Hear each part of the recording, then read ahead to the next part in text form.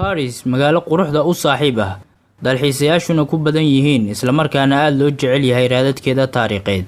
Ku soo dhawaada xaqiiqooyin ku hareeraysan dhismaha, burjiga, taalada ama taawarka Eiffel.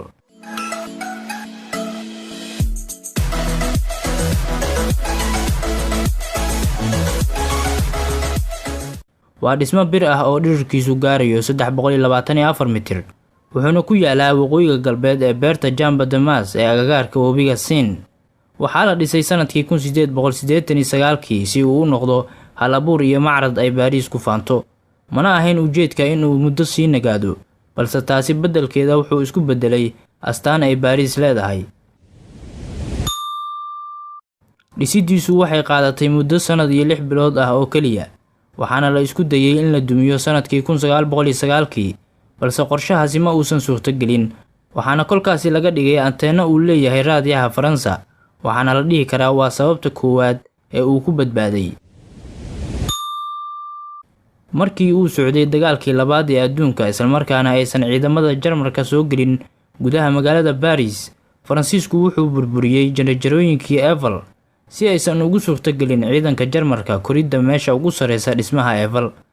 Balse taasi ma aysan noqon mid hor istaagta Hitler, asigoo amray Hitler in dib loo dhiso jaranjarooyinka Eiffel. Inkastoo Faransiisku yiraahdaan Hitler waa uu ku soo duulay Faransa, balse waa uu awoodi waayay in uu ku duulo Eiffel.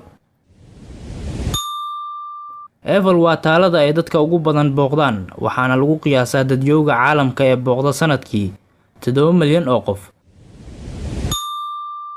Waxaa lagu qoray Eiffel magacyo badan, waxaana ka mid ah magaca Engineer Gustave Eiffel oo ah magaca uu ilaa haatan sito burjigan. Waxaana sidoo kale lagu qoray magacyada 72 shakhsi oo u badan culamo caan ka ah Faransa.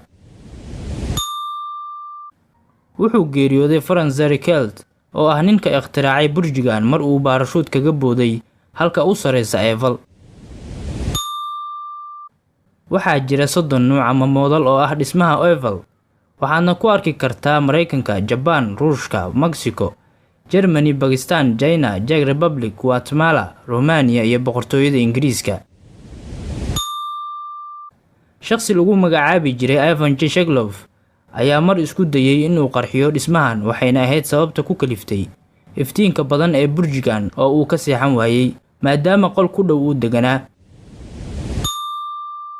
Goorta uu dhismihiisu socday waxaa ku geeriyooday hal qof oo kaliya, midab gaduudan ayuuna lahaa inta aan nashqad kale loo yeelin. Waxaa jira tartan sanadle ah oo lagu magacaabo Vertical, iyadoo lagu tartamo gaaridda halka ugu sareysa dhismaha Eiffel. Duqa Paris ayaa